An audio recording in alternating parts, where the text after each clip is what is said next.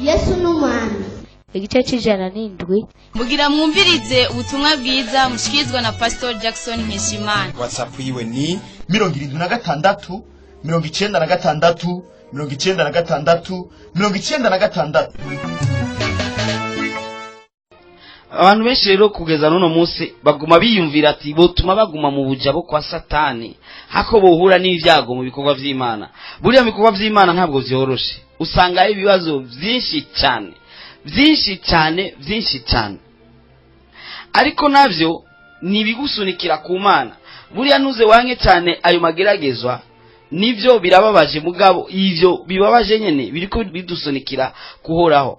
Ora bagomba gukora ikintu gishasha ariko kandi akarindira rabi ingene uza kuvyifatamo muri uwo mwanya mbega uza kuvyifatamo gute nico abarindiriye muri uwo mwanya. Abisirayeli ntibigeze biyumvira cyane kuvy'Imana imaze kubakorera, ntibigeze biyumvira cyane kubitangaza yakoze, ntibigeze biyumvira cyane kuri vya bihano bishika 10 ora yateje abanyegiputa kubgabo, ntibigeze biyumvira ibitangaza Imana yakoresheje Mose, ntibigeze biyumvira n'ikintu na gito ngo biyumvire ko urasha kubakura aho hantu, kuko nibwo bwari ubwa mbere babona ingorane nk'iyo.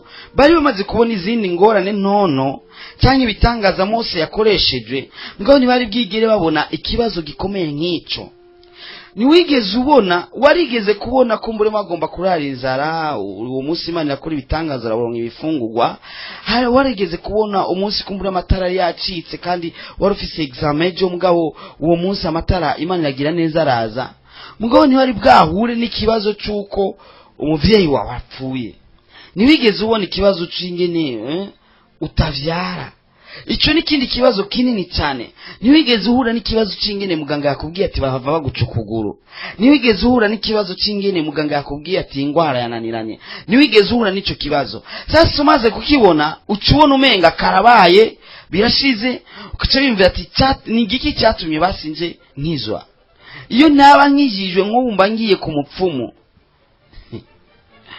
mupfumu nawe hari igihe uja ku mupfumu ugasanga nawe yagiye ku mupfumu, ibibazo biraza cyangwa urahura n'ibibazo hari igihe ibibazo ubisanga aho biri, ingorane ukayisanga aho iri yo yiyicariye.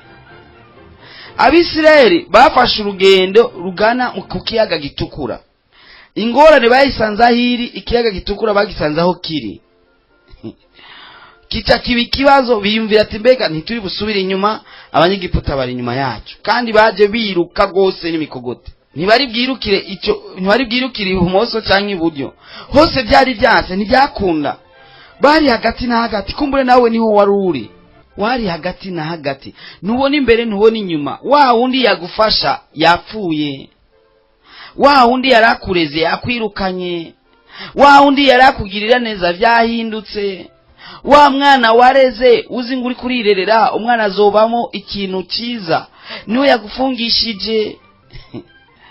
Wa wundi wagiriye neza niwe yagushize mu rukinja mu rubanza rukomeye cyane.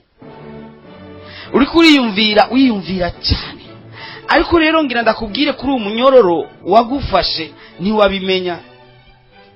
Mu mwanya wo gufata umwanya ngo usenge winjiye mu byo kwidodomba, kandi uridodomba cyane, mbere uridodombera n'abakozi b'Imana, mbere harageraho ne widodombera n'Imana. Ndagusaba uno munsi wihane watura imbere y'Imana. Mwejeje kumviriza ubutumwa bwiza mushikizwa na Pastor Jackson Nkeshimana.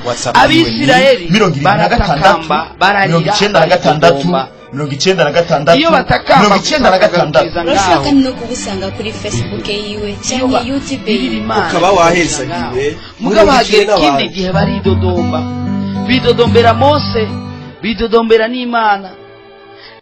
Mwejeje kumviriza ubutumwa bwiza mushikizwa na Pastor Jackson Nkeshimana. WhatsApp yiwe ni 76 96 96. Urashaka no kubusanga kuri Facebook yiwe cyangwa YouTube yiwe ukaba wahesagiwe, burungikire n'abandi.